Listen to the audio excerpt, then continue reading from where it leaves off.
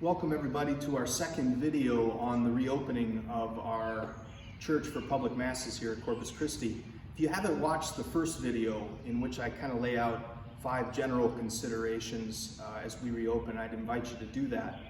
This video is kind of a walkthrough of the church and the guidelines that you can expect to find if you choose to come with us and worship with us on Pentecost weekend, May 30th and 31st. You should receive through Constant Contact this afternoon, and then it will be published on the website as well, a 2-page memo of the guidelines and what to expect when you come back to Corpus Christi. So I'm going to kind of walk through those as we walk through the church. The guidelines are set up for before you arrive for church, when you arrive, during Mass, and then as you leave. So we're kind of going to walk through things in that order. The first thing to note is that there is one change to the summer Mass time, that we've added a Mass, a 9 a.m. Mass for the summer months.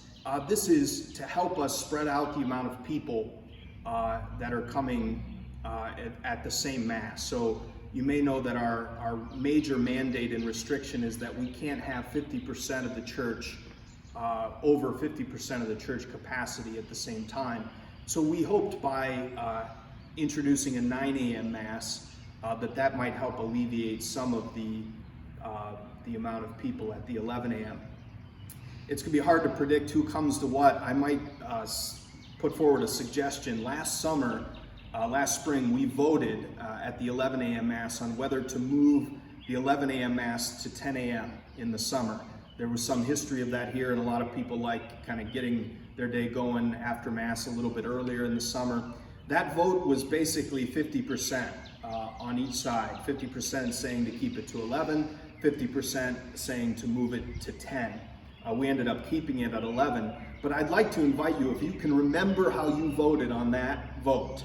If you voted to move it to 10, I'd invite you maybe to consider going to the 9 a.m. if you're going to return with us. And if you voted to keep it at 11, that you might keep going to the 11 a.m. If you didn't vote, or you can't remember your vote, maybe just pick the one over the course of the summer that you think you and your family might want to go to, and kind of stick with that. That'll give us a better sense of numbers as we go forward.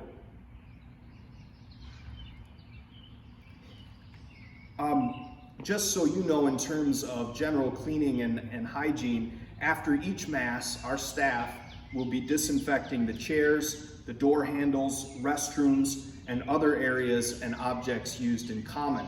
You may have seen the good news from the CDC a few days ago that said it's really hard and really unlikely that you can get the coronavirus from a contaminated surface. But just to be overprotective, we're going to continue to disinfect chairs and common spaces and objects of use after each of the Masses this summer.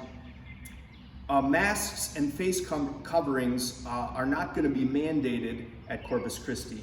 The diocese has strongly encouraged masks, but does not want to make it a prerequisite to coming to Mass that you are wearing a mask. So we here at Corpus Christi are following that guidance, which is we highly recommend them. But if you're not wearing a mask, you can still come to Mass. We will have a separate table, which I'll show you inside, that will have some masks that are available for people to take for use here as well. Hand sanitizer will be available when you enter and exit the church. I'll show you those tables here in a minute. But we also are encouraging people, if they have their own, which I think almost everybody does these days and carries it close to their person, that you might consider bringing your own. It will help our supply here at church last a lot longer, since it's very difficult to get the large dispensers of hand sanitizer right now. Worship aids, we're discontinuing the bulletin right now, and we're also discontinuing hymnals in terms of surfaces. And so you will be able, as you walk in on the same table with the hand sanitizer, to grab a worship aid for that Mass. It's just a 1-page front and back that will have the music and any announcements for that week on that page. If you also don't want to touch the surfaces that are there, we're going to make that worship aid available by 5 p.m. on Friday on our website. you can feel free to print that off and bring your own worship aid so you don't have to touch the ones that are here. So both options will be available. We'll also have some copies of these guidelines on that table as well if you didn't get a chance to see them before you join us.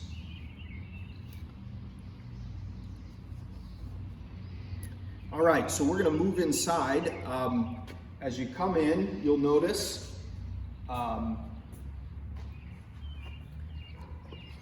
the outside doors will still be shut to control air conditioning and things like that. All the interior doors that could be used on a Sunday or a Saturday will be propped open, so there's as little door handling as possible. If you don't want to touch a door handle, you can always do this at this door here, and that will open these doors, and you'll see the other doors are propped as we walk in. I want to show you first the table that the mask will be available on, which will always be right here with some disposable masks. You'll see I have my Toledo Rockets mask here, which I will wear during Mass just for communion time as the priest, but there will be a mask available there on this table. If you follow me over here, here's what to expect in terms of when you walk in. There will be these two tables. On each of the tables, we don't have any worship aids or the guidelines here yet, but there'll be a stack of worship aids, a stack of the guidelines, as well as hand sanitizer. And you'll see on the other side is a recycling bin, which we'll talk about at the end, that you can recycle your worship aid if you don't want to take it home at the end of the liturgy.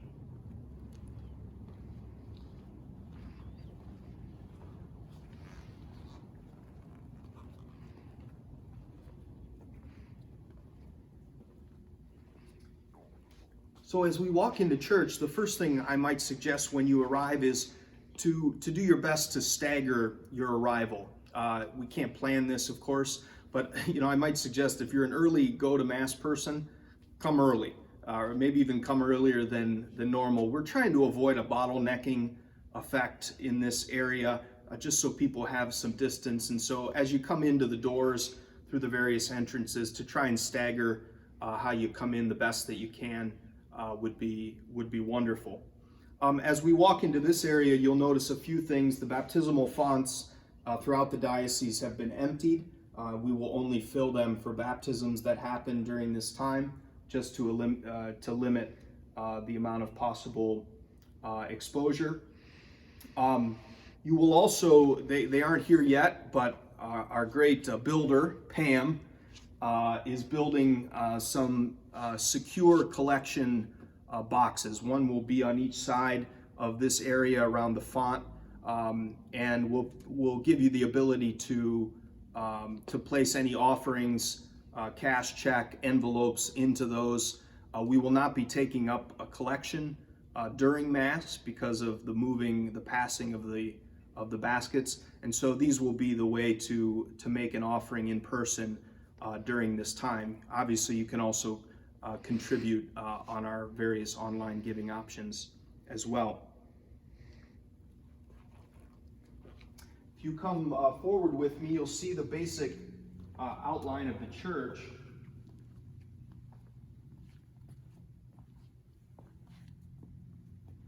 So what we did was, strangely enough, maybe providentially, each of the rows were, every other row was about 6 feet apart. And so we were able to basically keep the rows and take out a row in between.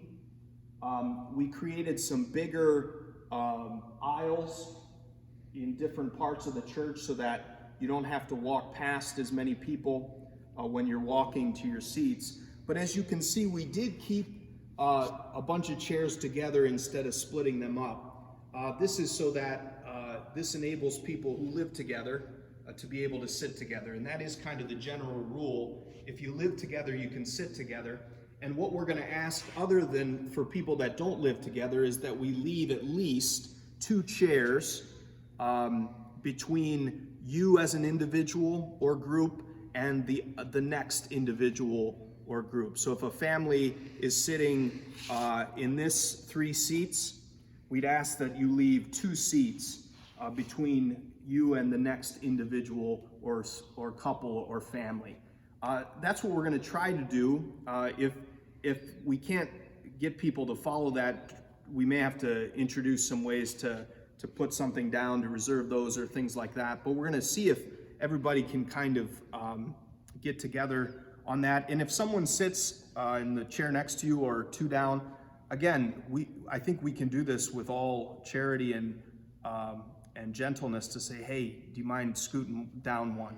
We're trying to keep 2 chairs. And we're going to have some signs posted in this area on some stands that remind people about the 2 chair distance between different groups. So if we walk through the space, you'll see that it's set up in this way. We have reduced the amount of chairs in half.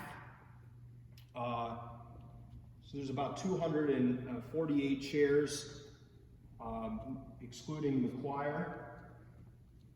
That's about half of what was in here. And with two chairs being set out in between, we're going to be well below 50% capacity in the church, even if it's full, given those restrictions.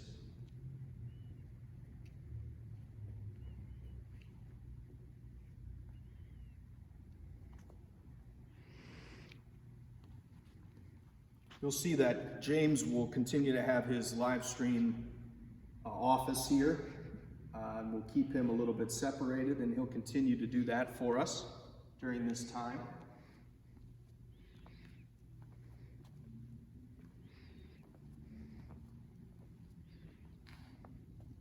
Okay, so we've talked about before you arrive, before Mass. Now let's talk about a few things during Mass.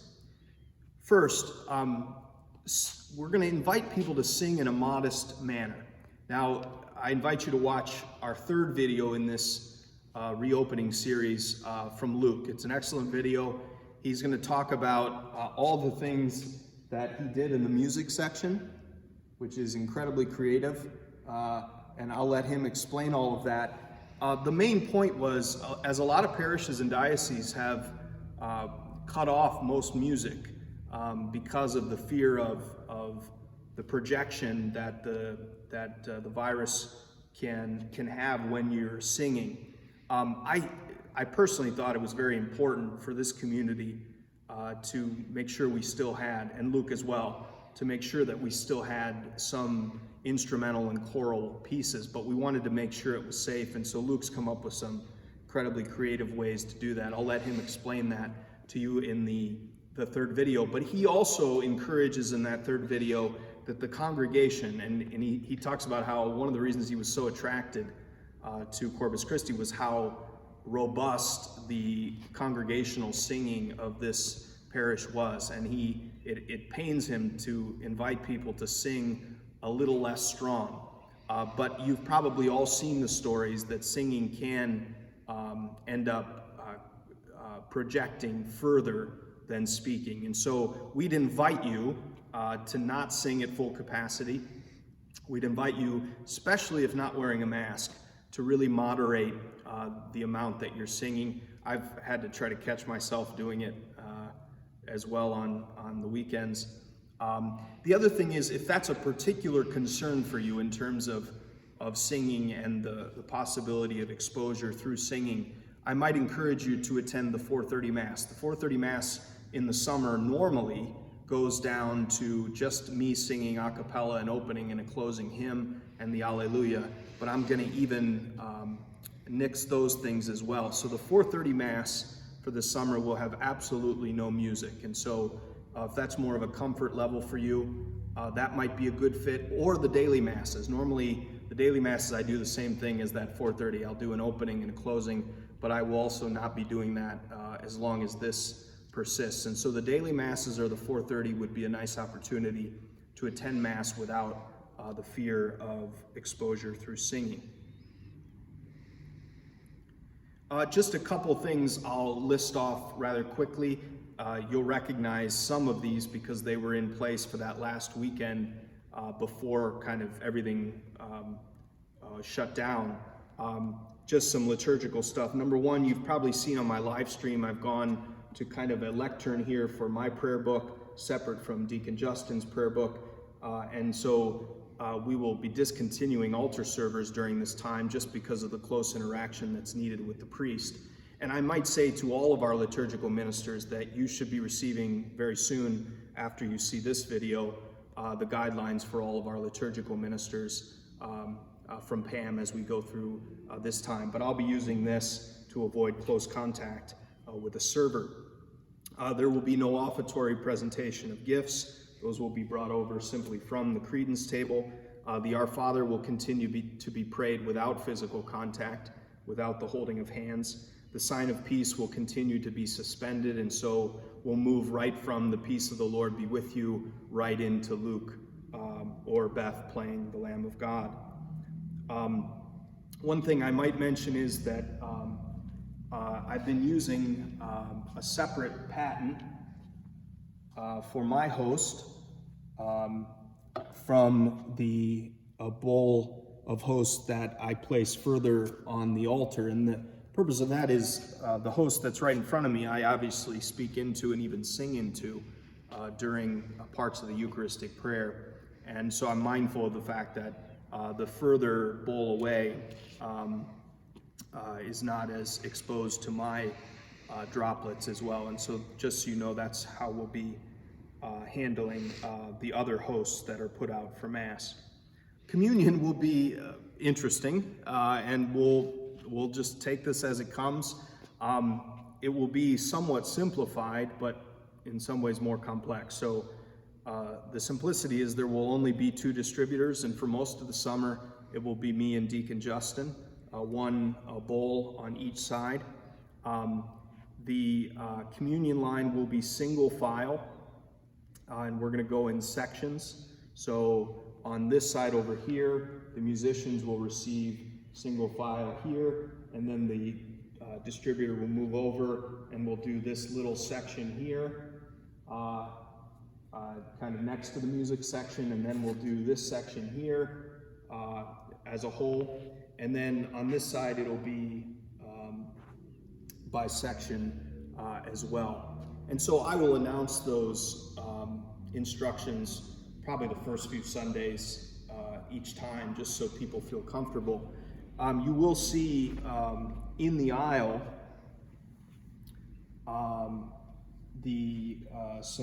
some tape that is marking off 6 feet of distance, and so as you come forward single file, we'll try to follow that distance pattern as well. Those will be down in all 5 of the aisles in which people will be going back to their seats, so they can keep that 6 feet of social distance.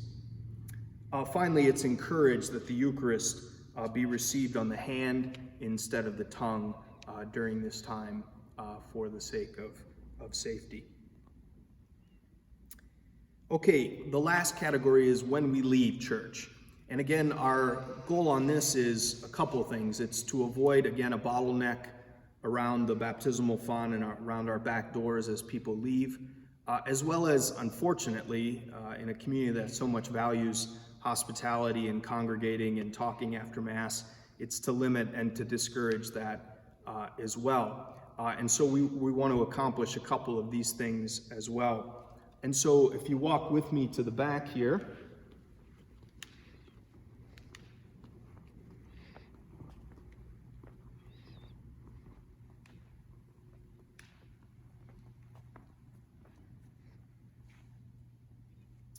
without having it totally orchestrated by ushers, our goal is that, and I'll announce this at the end of Mass, that we leave church in a kind of what we're going to call a reverse wedding recessional, right? If you've been to many weddings, you know it's common that after the bridal party leaves, bride and groom, the bridal party, then the parents go out and it's kind of pew by pew from the front. We want to encourage it to happen really from the back. And for it can be organic, but the general sense is that The back row along the wall would exit first on both sides, and to avoid the kind of bottleneck. And then we would just kind of go row by row. Now, it's not a thing where you can't leave your row, or you can't, we're going to arrest you if you leave earlier or later than your row. But we're just trying to avoid a bottleneck at the back. And so we'll try to follow that as well. As you leave church, we're going to invite you to place your worship aid in the recycle bin at each of the doors if you'd like, or to take it home with you. And then to depart the building. There are exceptions to that. Like if you wish to continue to pray after Mass, for example, we'd encourage you not to stay in here because we're going to have to disinfect the church after the Masses, but to make your way to the daily Mass chapel, which is open for prayer. That would be a good thing to do if you want to pray. If you want to congregate, I'd invite you to go to the parking lot. And a few parishioners have already told me they have plans to pack lunch in the back of their car and open their tailgate and have other cars. And I mean, that I think would be a beautiful thing and a really cool thing. Being outdoors, the risk is less, and so we want to discourage as much as possible congregating in the building. So we ask when your row kind of dismisses that you do make your way outdoors, and then it's up to your own discretion and social distancing to congregate in the parking lot. Finally, I will probably announce at the end of each Mass where I'll be standing to greet people, because as you can imagine, greeting people without the temptation to shake hands or to get close to people is very difficult. But I definitely want to make myself available to people who want to talk. And so I may do it in the meeting room. If it's a nice day, I may go outside. I'll have to kind of figure that out as we go, but I'll make available a place where if you want to chat or you want to offer a suggestion or a recommendation, that you can do that without having either of us too close together. I ended the 2-page memo with this line: whether you decide to worship with us in person or not, you are still a part of our church family. Please be patient with us as we navigate this exciting yet difficult time together. And that would be my word of encouragement to you. I shared on the first video, I'm really excited, but I'm really nervous, and I don't know how this is going to go, but I think we can do this together and be patient with one another and coexist together. But also, for those who don't feel comfortable, don't rush back.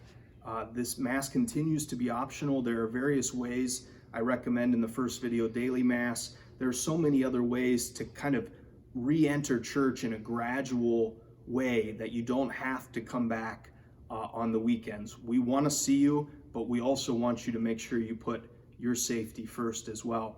And so we're all in this together. We're all living kind of in fear and hope simultaneously at what is coming, but let's do this as best as we can. And so I hope this kind of walkthrough of the church has given you some sense of what to expect if you return to Corpus Christi. And I'd really invite you to watch my first video on general considerations, as well as Luke's video on the music group. And I think that'll give you kind of a full picture of what to expect here at Corpus Christi. Thank you, and God bless.